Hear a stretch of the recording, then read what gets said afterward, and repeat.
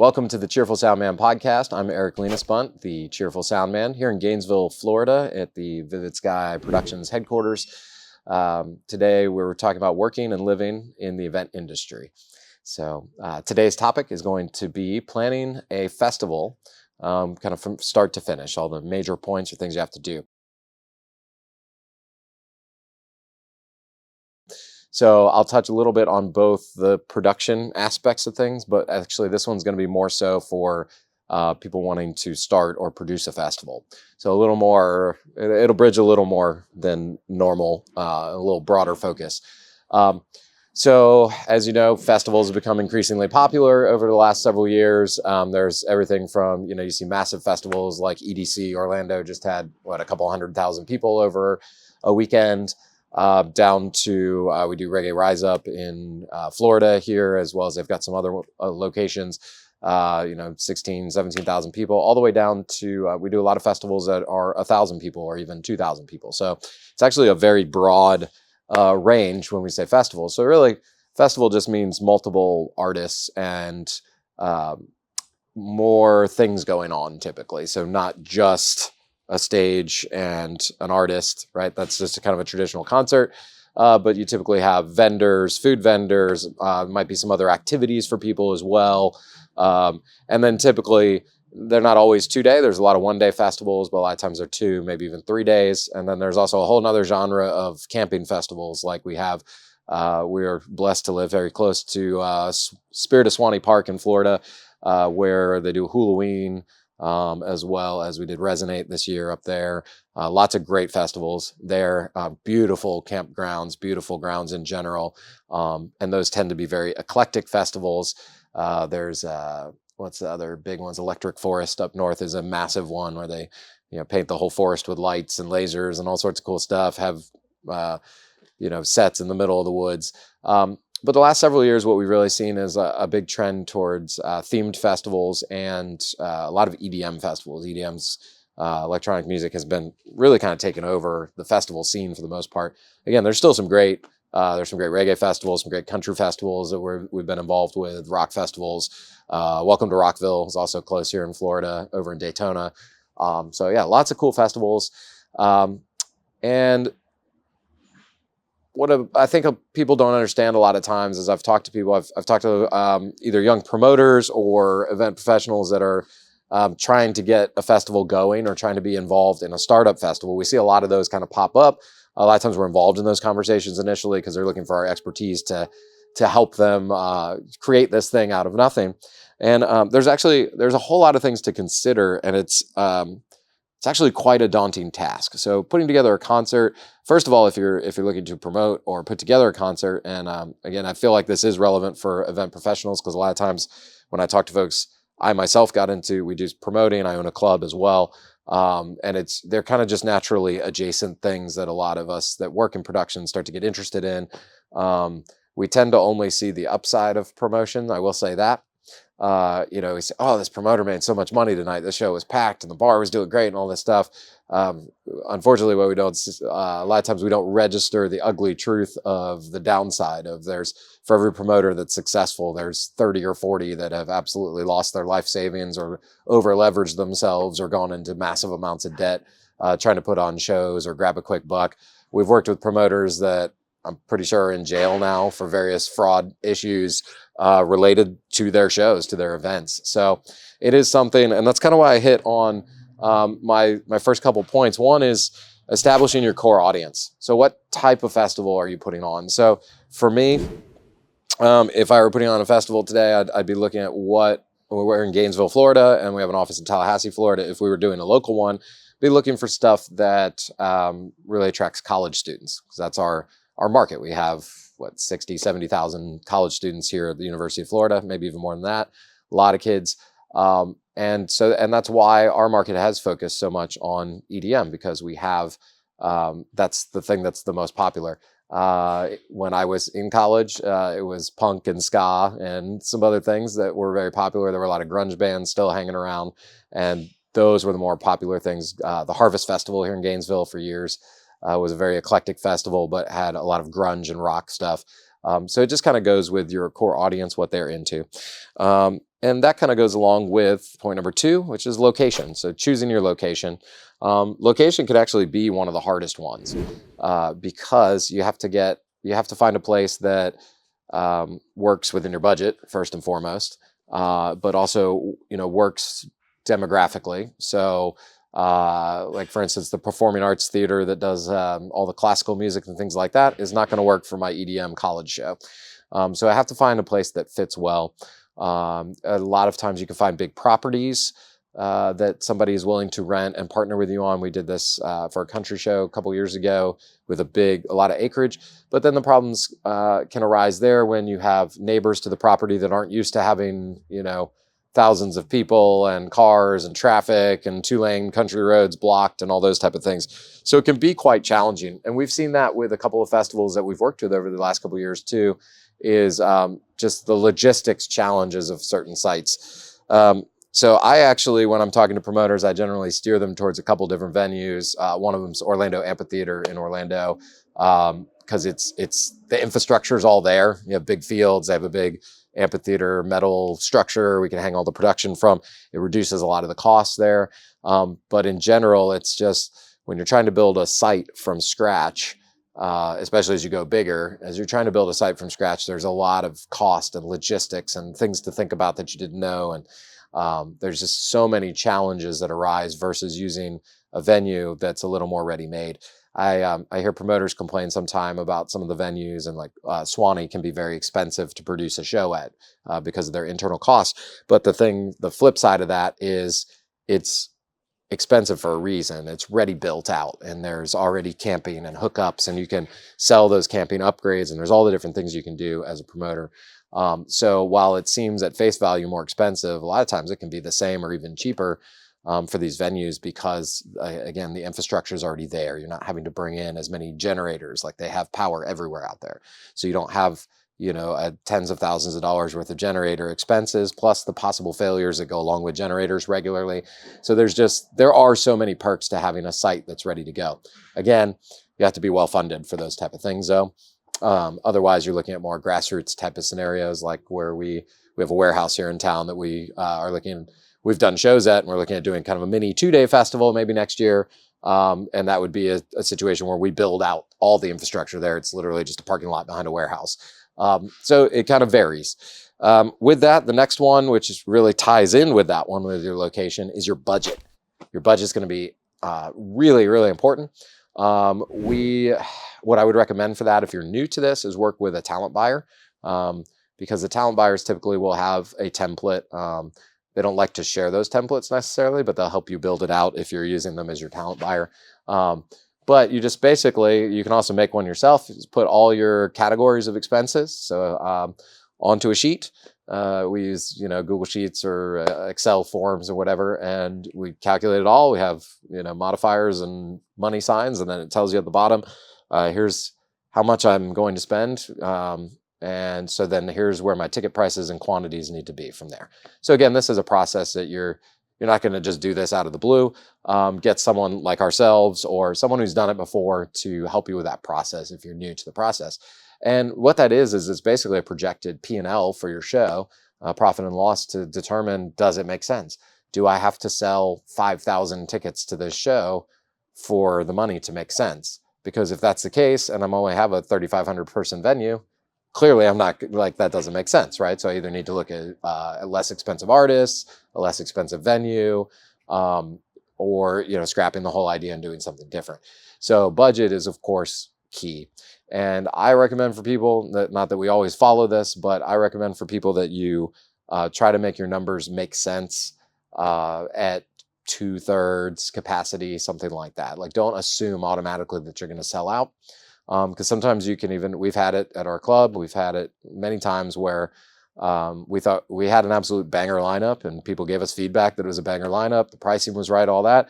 And then you find out there's a major event or other thing happening on that same weekend that was not previously on your radar. This happened to us at a country show. We actually lost a lot of money on it in Orlando, where it ended up like 10 other major events, like 50 to 100,000 person events all popped up in the city after we announced ours, and we ended up, like I said, losing a lot of money. I could have bought a starter home for the amount of money we lost on that show. And that's the other thing with budget is you have to secure your financing, make sure you have it. If you are independently wealthy or have, investors behind you, that is a great solution. Most people are not. So a lot of the successful promoters we've worked with actually start small and maybe start promoting club shows, build up their list of people to then invite to their shows and promote and send email and text and all that. And then they can start building up their audience to build up towards that show. I never recommend that somebody who has done few or no shows just goes straight to a festival. I have a good friend here in town, as an example, this is a positive example, is Tu Fiesta. My friend Elio does a Latin music festival that I believe it was 2 years ago was the first one. It might have been even last year. And he did this exact philosophy. So he put it all together, did a great job partnering with the city. I spent a lot of time and energy and money on it. And that first year, I know, and sorry, Elio, if you don't want me sharing the tea, but I know he lost some money that first year. I don't think it was nothing devastating. He was prepared to lose that amount. But that's exactly it. He was prepared and knew, like, hey, I very well could lose X amount of money.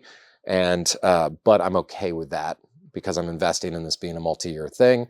So I'm considering it an investment. And if it doesn't go well at all, and I don't want to redo it, then I've lost X amount of money that I'm prepared to lose. And then this year he did rather well. I don't know that I don't know his business on that side, if he made a bunch of money or not, but he took feedback from the first festival, both from his audience as well as his vendors, us as production, and got an even bigger artist and absolutely packed the place out. It was one of the coolest festivals we've been a part of. And yeah, thousands of people came out to see Willie Torino, the Cuban artist that absolutely amazing show, wonderful, key to the city, all the fun stuff. It was fantastic. It's the things you dream about as a promoter. And cool thing about Elio is he actually started kind of like I started at the beginning of the podcast. He started as he is a musician. He's an amazing drummer and percussionist. And so this was kind of his natural progression. He also has a Latin radio station in town. So he's very connected in music and with artists, as well as, he knows how to put on a show as well and how to put together a good show. So those things help as well. So if you are not that person, what I would say is get those people on your team. It doesn't mean that you have to know everything about those things. Sometimes we have people who know very little about producing an event. And again, that's why they'll come to us and hire us, as well as maybe they hire a production manager, a bar manager as it gets bigger and bigger. You take people, you find people that are experienced and bring them in. And a lot of times, and this isn't to promote like abusing people and making them work for free and that type of things, but a lot of times you'll find people who are rather experienced that might even volunteer or take a small cut, or like, hey, let's only pay if this thing is successful. And that's typically more with startup, because those people are also trying to be long-term partners. And again, I'm not trying to get people out there to work for free and that type of thing, but it is a good opportunity. So also if you're a bar manager at a bar and you want to get into live music and festivals, finding a festival to partner with and say, hey, I'd like to manage the bar side and your catering or whatever the case is, right? I'll do your food and beverage. I'll manage it. I'll help you with the orders, all that stuff. And then those are opportunities for those folks to break into maybe an adjacent industry like that. Next up is their site survey. So that kind of goes with the location, but actually getting out, boots on the ground, on the site, walking or driving the property with the property owner or the representative or the manager of the property, and making sure. And then with that location and site survey, then making sure you're going to be able to get a permit, and people are going to, the neighbors are not going to complain. We did one out at a property in Newberry, Florida, kind of out in the middle of nowhere outside of Gainesville. And we actually had to go sit and present in front of their city commission and get approval to do that show. And we did hear there were a couple of the city commissioners say, well, what about my cows with the fireworks? Are they going to be freaking out? And so they were, ultimately, they allowed us to do the show. They issued the permit. But we notified all the neighbors. There was a process they wanted us to go through to be compliant. And then there were some things they wanted to see as far as multiple exits from the property. We coordinated with the sheriff's department to make sure that inflow and outflow was safe and good. So they're don't assume just because you've got this, oh, I've got this friend who owns a ranch and there's 600 acres and this and that, and it's great. We still got to make sure that it works, not just for your clientele, not just for, you know, that location aspect of it, but that the city or county will allow it, that the adjoining property owners will allow it, because that will kill a festival faster than anything if the neighbors don't want it. I won't name the festival, but we've been involved for the last couple of years in one where that is exactly what happened to them. And it ended up in basically the venue and the property wanted them there. It was a cool, beautiful property, but the sheriff's department, the county commissioners, everybody else, they approved it technically, but they really did not want this type of festival there. They were confused and scared by all the ravers and their weird outfits and face paint, and you know, they're all, what was it, pink elephants or something. The sheriff was saying they're all gonna take drugs and see pink elephants everywhere and wander around and, you know, rape children and whatever. I don't know what crazy stuff he was saying, but it ended up being a massive problem for them, and it still is. Like they're trying to figure out moving forward what they're going to do, because they definitely cannot use that property anymore. It ended up being a big deal, and it was it hurt their brand, it hurt their bottom line, and I know it hurt their souls at some level, because they're good folks that wanted their people to have, you know, their audience to have a good time, and otherwise had a lot of great things going for them. But all it took was that conflict with the location and the neighbors, basically, not actually really being on board with that festival being there. So these are really important things. And sometimes you might say, oh, it's one neighbor over there, he's crotchety and he hates everything. Right? You might just deal with it, and he's going to issue 35 noise complaints. You talk to the cops, you say, hey, this guy, you know, offer him a hotel. We've had festivals do that. Like, hey, we'll buy you a weekend at the beach to go away for the weekend. We had that with a festival that had a neighbor that was like always complaining about anything on that property, and they took it up. They were like, okay, I'll take a free trip to the beach, and then I'll have to deal with your noise and your whatever and pick elephants. And yeah, so there's all sorts of creative solutions to possibly make that work, but don't force it if the venue's not working. Then you get into your artists. So a lot of people would actually do this earlier in the process, but I feel with a festival, it's actually a little later in the process. You have to make sure, if it's a one-off concert, you start with the artist. But with a festival, you actually start with everything else about the event and then start plugging in. Now you're going to start with like, these are my target artists, right? This is who I'd like as a headliner. But the other thing is, pricing with artists is very weird. It is very hard. Now I have a good idea from folks that we've worked with, but even the same artist might price your event 5 different ways. You know, they might be $10,000 at this particular time of year, or on this particular day of the week, at this particular location, because they're doing another show 2 hours away, so they can route it here. And then another day, a festival, it might be a pain in the butt, and they're flying from somewhere else, and they're going to charge you $50,000. So just even in that example, we've had that happen where the same artist that quoted us $10,000 quoted us, they didn't have another hit or anything crazy, and they quoted us $40,000, you know, for a different event. And so it really can be all over the map, and that's where working with a good talent buyer comes in handy. We have some great ones, Airbound Entertainment, Coalition Entertainment, that buy different events for us. And so even as established as we are, we still tend to work with those guys, because you know, the talent buyers are also typically buying for multiple people. So a lot of times they will call us with, hey, we're doing a show up here in Statesboro. I think this will sell really well in your market. Here's the stats. Here's the offer. Do you want to do this show there as well? And basically then they can route that artist to you. The same could happen on festivals, which save you a lot of money. So again, artists, I'd get your dream list, your realistic list, and then your fallback list together, and then start talking to a talent buyer or an agency if you have a connection at an agency as well. You pay a little bit of a percentage to a talent buyer, but the other thing you get with a talent buyer is they have direct cell phone access to all these agents. If you just call up WME agency or Creative Artists or one of those big agencies, you're going to bounce around 5 different secretaries' desks. They'll pass the message, and then it's very unlikely that they're going to call you back, because they're working with 12 talent buyers that each have 10 offers for them. So they're not too worried about the individual tiny promoter. So that's why actually you rarely see small promoters actually dealing directly with the agencies. Sometimes you do, sometimes clubs do, sometimes people are connected, but typically it's not. So then the next step would actually be bringing in someone like us, a production company, to help you finish out your production design. Again, it is actually really helpful if you start with a budget. If you come in and say, hey, here's my scale, I'm expecting 5,000 people, I have a $25,000 budget for production. And that helps us all not waste each other's time too, because we'll have people come in and I want this, I want this, I want this, I want this. We design this production for them. It's $100,000 worth of stuff. It's a whole week worth of work. It's 4 semi trucks worth of equipment, whatever.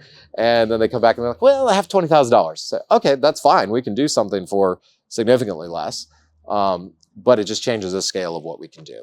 But then we will guide our clients to, this happens a lot with country artists. People will, because a lot of the country artists will play smaller events. They'll do kind of side gigs that are smaller. We've got a little series out at a farm here nearby. But they still have certain production needs and things that they need no matter what. So even if it's a small stage, there's still certain non-negotiables. And a lot of times people kind of look over that in the contract. Then they'll sign the contract and then they end up 3 times over budget on production. So getting us involved really before you sign contracts with the artists is the way to go, and get your quotes together. As always with quotes, get a couple quotes. It doesn't necessarily mean you go with the cheapest one. Go with both the cheapest and what you feel is going to be the best for your event. Again, a lot of times we're not the cheapest, but people see the value added of kind of what we're talking about now of, part of what we do is help make sure your event's successful, not just from the production aspect. We'll suggest things. We'll suggest other vendors. We do festivals and events every weekend. So we know people who have toilets. We know food truck vendors. We know, not that we want to organize all these things, but we can give you, hey, contact this person. They've been really reliable and awesome in the past. These folks that bring the dumpsters, they always have the best price. Please shop it, but I would recommend them. So bringing in experienced folks, whether it's us, whether it's another vendor, can help move your project along very quickly. And then same with your next step is kind of, besides your production, your other vendors. So that comes with your site layout and plan. I need 5 food trucks. Well, you don't want 5 hot dog and hamburger trucks. You want to get a variety of trucks. So you reach out to some different ones, get them on board. You can charge a fee. That's another revenue source. It can be percentage of sale or a booth fee, basically. A lot of times the festivals will have lots of vendors. So like, jewelry, shirts, the spinny things, hula hoops, all the fun stuff. And those are really cool to have. It actually, it kind of helps create and build out that vibe and that community, because those people are hanging out the whole weekend, talking to people. It's another thing to do. Those are all great. But kind of all that comes along, you have to seek those folks out until you're an established vendor. EDC has not had to ask for vendors in 10 years or whatever it is. The vendors come to them, but when they were starting, they absolutely were, I'm sure, hitting the phones and, hey, do you want to do this? Do you want to vend? Or putting out calls online for vendors. And then overall, hire an experienced team or find an experienced team that may be willing to partner longer term or partner in the upside of the event and say, hey, I really don't have budget. This is the first year. Would you like to bar manage for me, for instance? And if we profit, I'll give you X amount of profits, or we'll pay you X amount as long as we hit these numbers. And again, I'm not too into asking people to work for free, but there are a lot of people that will also to get that experience. So I'm not going to work for free. I've been doing this for 20 years, but there are people who might want to come and production manage that have, that are up and coming and haven't really started, and they might want to production manage for a very low cost to get the experience as well. So now, obviously, you're going to get what you pay for, but as you're starting, a lot of times those are good folks to have on your team. I recommend, again, joining them with experienced companies so that we can also help get their back too. Hey, this is a new production manager.